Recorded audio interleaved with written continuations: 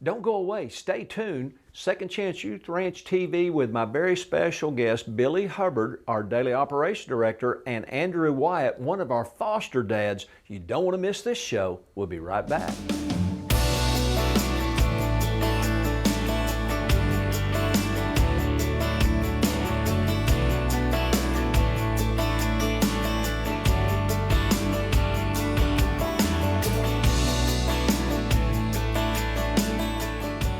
Hey, welcome to Second Chance Youth Ranch TV. I'm Perry Black, and on this show, not only do we have Billy Hubbard, our Daily Operations Director, without Rachel, we also have Andrew Wyatt without his wife.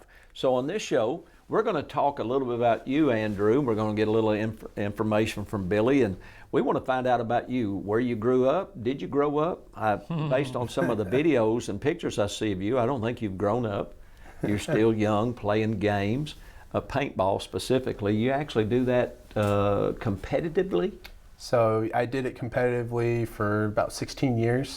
Do you make money doing that? The last 4 years playing professionally, I did. You did professional paintball. So yes, sir. Wow, that's pretty cool.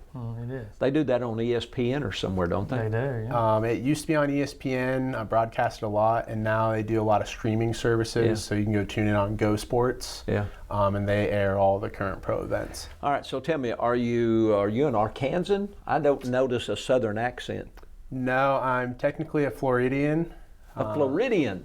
So what are you doing in Arkansas? Everybody's moving to Florida. everyone asks me that. They're like, why on earth would you move away from Florida? And I've actually lived on both coasts. So I grew up in Florida. When I graduated high school, I moved to Arkansas with my mom to be with my grandparents, who were at one point, they were missionaries in Ethiopia. Wow. They were back in the States. They built their home. So I stayed Where there. is that? Where did they build their home at? Over in Alexander Bryant. Yeah, right here. I'll be. And I was in college at UALR for about a year, but I was still actively playing paintball. Yeah. And then I moved back to Florida to continue competing. I met my wife, and then I tried out for a team in California. And we lived in California for 4 years, where I went professional, and then had a couple kids. I had my daughter, Annabelle. I had my son, Riley. And then we moved back to Arkansas. But people may wonder, well, why is he on Second Chance Youth Ranch TV? It's because you and your wife now are foster parents. Yes, we are. Y'all live at the ranch property out near Perrin, 300 acres. Any place out there to shoot paintball? There's plenty out there if anyone's willing. Have you got any of the students in foster care shooting paintball? I am trying to get one of them, a 15-year-old kid. He would do really well because I coach a youth team as well. Yeah. I think it'd be a good outlet for him. Yeah, it'd be cool. So tell me, you grew up in Florida. So where is that? Where did you? I know where Florida is. What city? Orlando. Oh gosh, what a life! What a life! And you graduated from what school? Wekiva High School. Wekiva. And then you moved to Alexander to be near grandparents, and then ended up professional paintball in California. How did you find Second Chance Youth Ranch? My wife and I, we started going to family church for about 6 months. Oh, that'll get you. They did. You can thank Katie Apple. She pursued my wife and I after one of your services. She said, hey, you guys are a young couple. You should go to the young couples group upstairs on Sundays. We're like, Katie Apple, married to Chris. Chris owns Arkansas Pro Wash. So if you need anything steam cleaned or power washed, he's the man. Yes. Yep. And Katie was adopted. Okay. And they've also adopted her and Chris. Is that correct? Am I right? You're correct. They adopted one of our children out of foster care, and they're a therapeutic foster home currently now. Yeah. The young lady they adopted, can we give her name now, since she's adopted? Sure.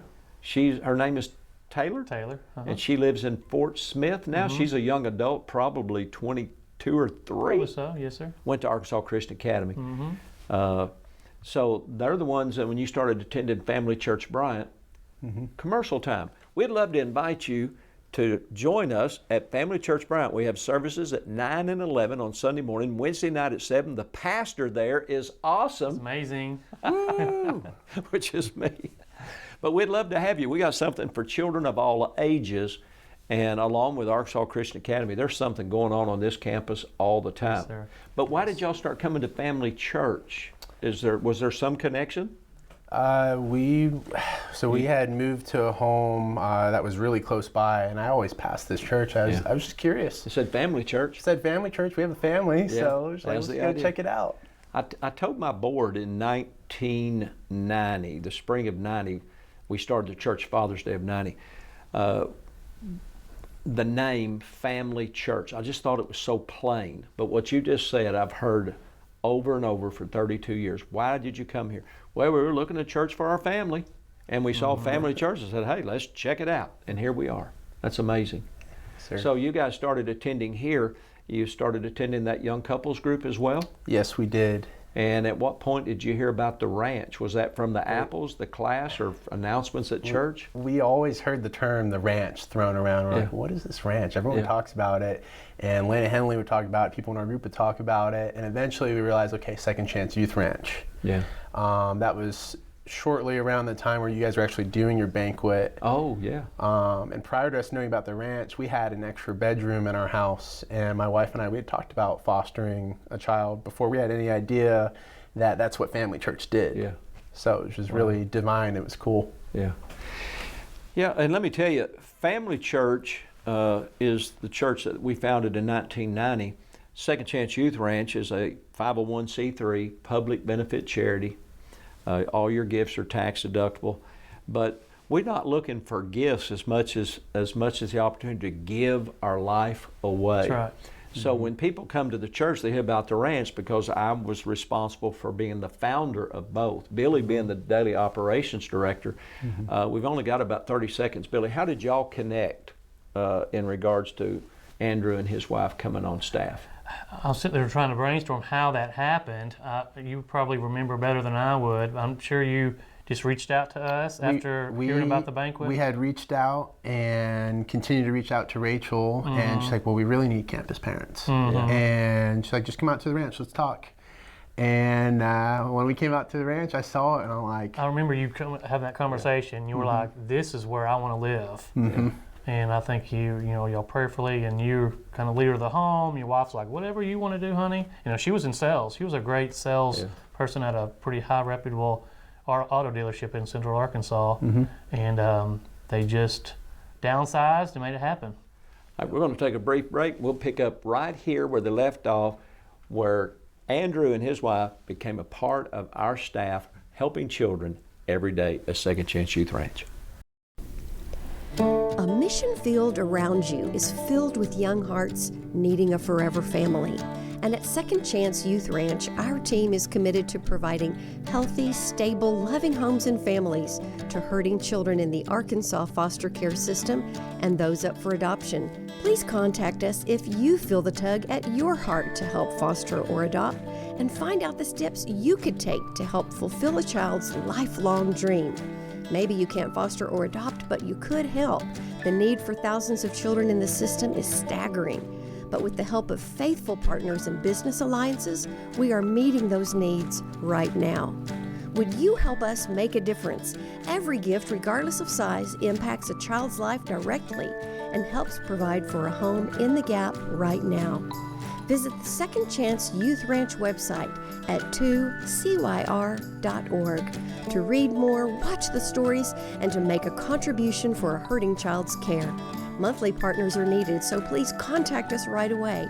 And as you partner with this ministry, you are partnering with the Heavenly Father that has promised to be Father to the fatherless. God bless you for helping Second Chance Youth Ranch.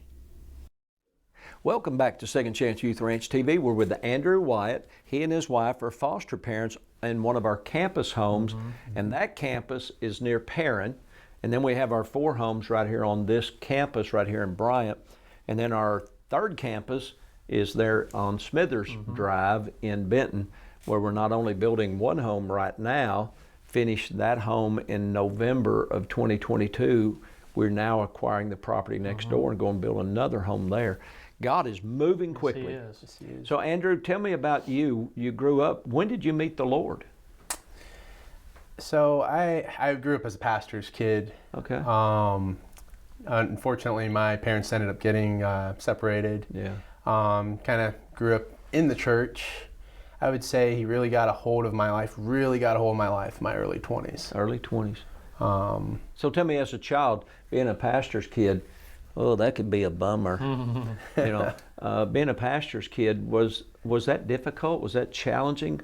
Being a pastor's somewhat challenging. It was. So I was young when it happened. I was about 5 years old when that happened. So I was used to, it's almost like being a little celebrity. I could go and walk in all the rooms, all the church. I just roam around the church, and it was like my playground. The preacher's kid. Yeah.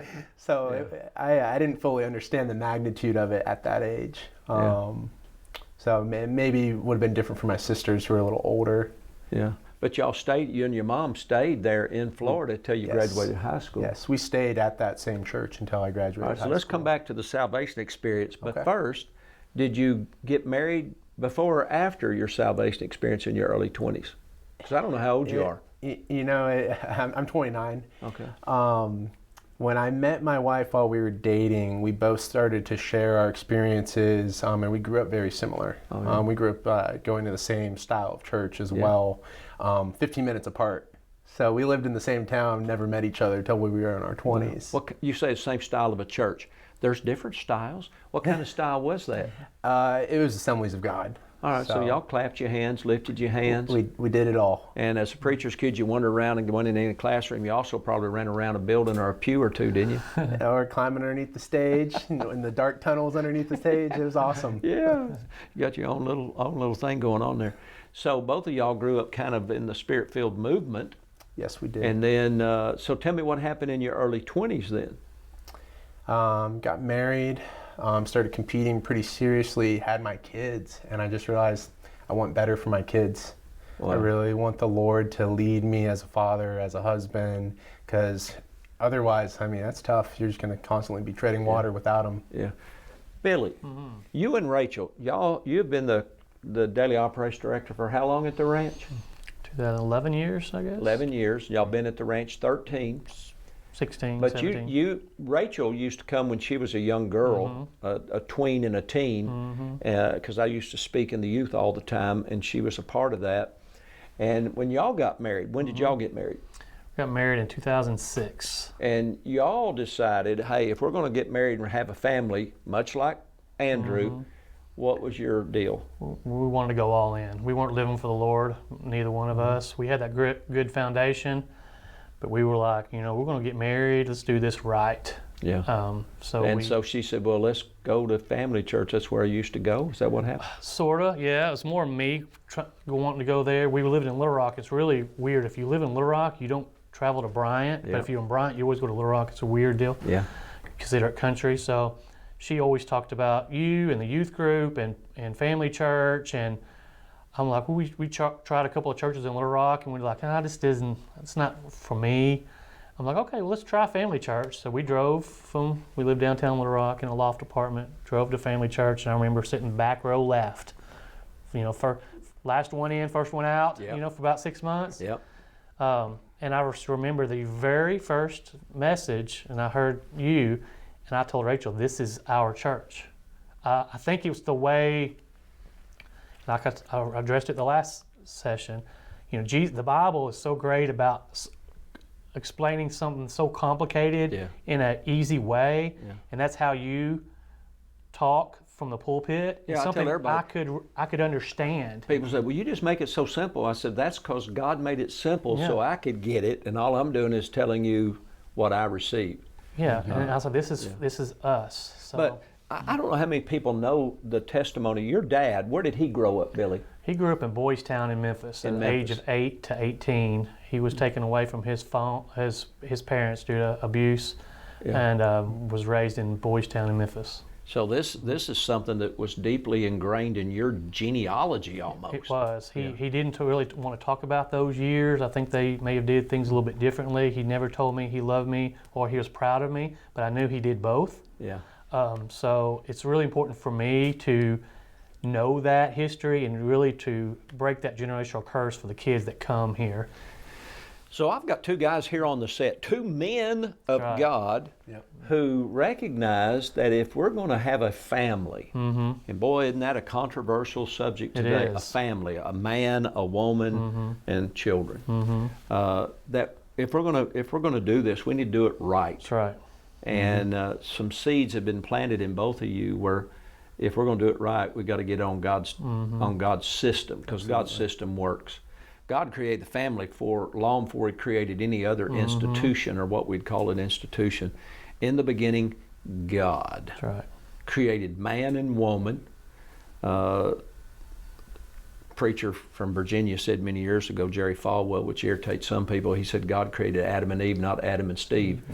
And that was always offensive to some and humorous to others, but I don't think it's any more applicable than it is right now today as we air this show. God has a plan.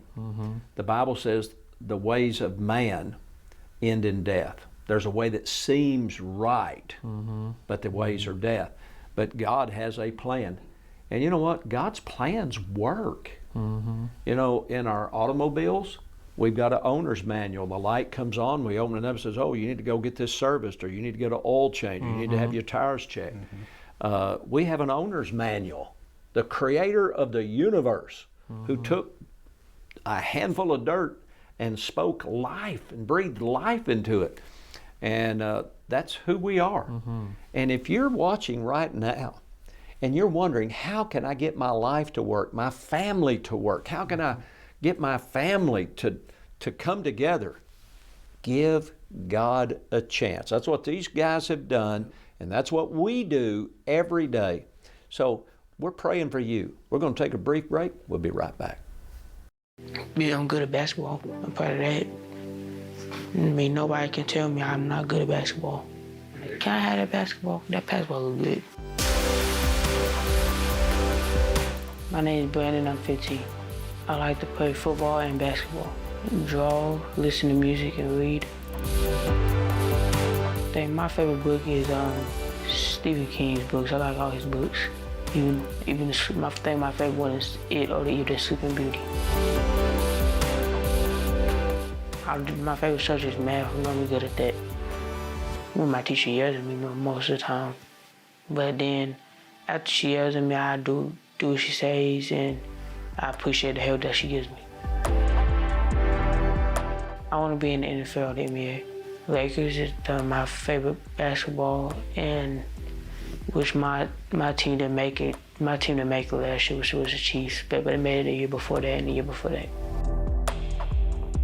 If you could pick anywhere in the world, where would you want to go? China, because they got the best place. Because New Year's Day, they have a realistic whale and water and rocket ship shooting up in the sky and stuff. And it's like everything looks real. Like you see the whale, you see the water, and it's like a projector that they don't even know is there. And you see it goes down, the whale goes down and splashes in the water, and it looks like it actually went in there. That's why I said China got the best tech in the world. If I could have a pet, it'd be a panda. So I can have something to hug, something to play with, something to feed, something to show off to everybody. I have a panda, everybody. Well, when I first got to the facility, which is 10 months ago, then I was angry for a couple of weeks. Didn't talk to nobody. I was non-compliant. And then I just snapped and said, hey, it's not right. You shouldn't take it out of everybody because it's not fair because they ain't the one who did it to you. So instead of me getting mad, breaking stuff, or getting mad, cursing, or fighting, or anything like that, I ask, can I step out, go to my room, I go to the car room, I do something. I go to my room, listen to music, and come back and we could talk again. That's what I do, and I'll be calm. I think my life would be better if I went in the facility because the longer I stay in that facility, the more I fall down and become back in my old ways. I lost hope and say I ain't got nowhere to go. So what's the point of me trying to behave? I want to be a doctor because I want to go to college and have a good home. Somebody that could love me and treat me like I'm supposed to be treated, not like in a facility. Somebody that's going to care enough not to give up to today, to give up the time I start getting upset or use my anger. somebody can help me through that, and that I can actually learn to do better, have a second chance to life.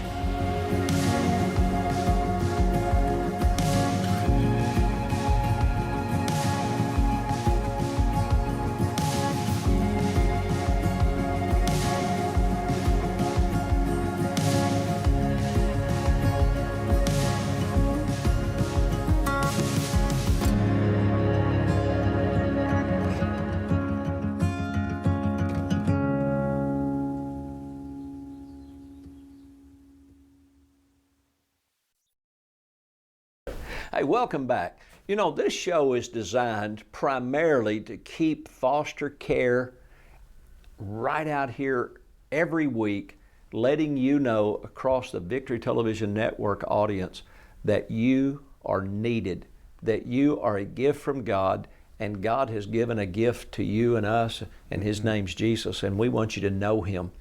I know it's late at night, but you need to know Jesus. And He has a special plan for your life. It's easy to look at television and go, man, these guys got it all together.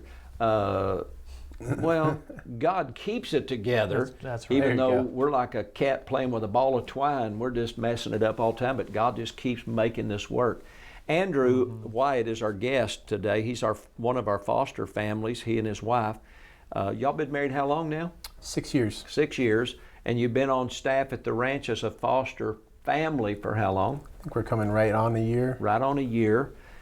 Billy's been doing this 13 years. I've been doing a couple of weeks. So what's it like being a foster dad? Just have more kids. How many children do you have, you and your wife? We have 3. You have 3. Yes. And then how many foster children were we gracious enough to let you have? Up until last week, I had 4. Yeah. One of them, he went home recently. Did he get to go back to be restored to his family? Yes, he did. Woo, let's celebrate. Oh, that's awesome. That's really our number one goal is to reunite the family. Unification is of utmost importance to us. You know, with the Roe versus Wade issue with the Supreme Court, so many people criticizing said, well, you conservatives or you Christians, you only care about saving the baby. You don't want to help after the baby's born. Hold that right there. Is that true, Billy? That's true. That's what people say. But what are we building right now? As this show is airing, we are finishing or just finished a pregnancy home right here in Bryant for at least 4 girls pregnant out of wedlock. And we're not there just to let them have a baby. We're there to help them as long as they need us to support them in raising that baby. That's right. So that's what this ministry is about. That's what you're watching. And Andrew, that's what you're a part of. Even though y'all not at the pregnancy center, you've got currently 3 children plus your own 3. Been married how many years? 6 years. 6 years, and you got 6 kids? Yeah. Billy and Rachel, they took when y'all came into the ranch, y'all had been married how many months? 6 months. 6 months. And how many teenage girls did we give you? 7. Instant family. And when you came, you had a full head of hair like Elvis? Yeah, I did, yeah. It's amazing what happens. But it's a joy, and it is a lot of work. Let me see your blisters. Y'all got blisters? Look at that. That was from yesterday. Yeah. Nice. Faith without blisters is dead. This past weekend, I'm trying to relax, and I look on Facebook, and y'all got New Life Church, and they have 40-some people out there painting buildings and cooking burgers, and man, it's just joyous, just joyous. So Andrew, tell us, we got about 4 minutes in this segment. What's it like being a foster dad, to come into a home and you've got foster children and y'all are having to meet one another, assimilate your children with them? I grew up in that, so to me it was just normal. We could have fielded a baseball team. We had so many kids in my house. One time we had 19, so I don't know why Daddy drank. I really don't. So what's it like? It's a little different, but it's also very similar to raising my own kids. Yeah. When I first got my group, you could tell they're filling me out at first. They want to know if my wife and I, if we're sincere. Yeah. And then with time, as you build trust. Did they try to push you away to prove that you really didn't love them? Did you have any of that interaction going on? Verbally with one of mine, no, but she would just shut down. Yeah. And so that was her way of tuning out and pushing away, was just totally shutting down. Shut down. Yeah. Isolate. Yep. Isolate and insulate. That's Yeah. what they do. But it's incredible to see from when we first got her to now, just like the restoration. How old is she? How old is she? Yeah. She's 12. 12. Did she get baptized Sunday? She did get baptized on Sunday. Beautiful, long hair, Yes. African-American girl. Yes. And to watch her, she's at Arkansas Christian Academy. Yes, She is. Which is another part of our ministry. To watch them blossom, isn't it? It's a challenge because they will test you every way possible, but to watch them begin to open up, let down the walls, what a joy. Oh, it's absolutely incredible. And I got her picture. Where's my phone? I got a picture in my phone of her getting baptized. That's awesome. And I talked to her this week, and reunification is her goal, is to go back with Grandma. I think she's a little confused. They're living in New Orleans, but she says, I just wish, I want to go home, but I wish I could take the ranch and the school with me. Oh, gosh. Man, that's awesome. You know, Arkansas Christian Academy, I had a parent contact me Friday, contact us, and I got a copy of said due to all that's been going on the last couple of years, her child in elementary school, first year here at Arkansas Christian Academy, came in counseling, on medication, anxiety and depression, and said Friday she's out of counseling, she's off of her meds, she's a brand new girl. Great. That's awesome. Our heart is so important, but so much so our environment too. And we work so hard to find loving families like yours that will love children that aren't theirs as if they are. Right. And that's the joy of it. That's why we keep going. We have opportunities right now on our campus, Billy. We need a full-time maintenance person. We do. Pretty nice job, being around, making a difference through talent and, that you have and the skills that you've been given. And we also need, don't we have a home right now on campus where Andrew and his wife are? We do. That we could bring in 4 to 6 more siblings. We do. That job's, man, we need that. And the new house in Benton, it's about $250,000 house, brand new. It's going to be enough for 4 to 6 more foster children. We're looking for a foster family for that. We may have located the foster family for the Girls Pregnancy Crisis Center that'll be finished around Christmas time. So this is your opportunity. And you say, well, I can't do that. Do you have an extra bedroom? If you have an extra bedroom, we'd love to connect with our placement agency, with Billy and Rachel, and give you an opportunity. Andrew can tell you it's challenging, but is it rewarding? Absolutely. Would you do it again? I'll keep doing it. Will you do it for another year? I'll do it for another year. If not, I'll shoot you with a paintball. God bless you. Thanks for watching this show. You know, this show, we just want to tell you that we love you, we partner with you, we honor Victory Television Network and the Caldwells for being a part of what we're doing. We look forward to seeing you again right here next week. Bye-bye.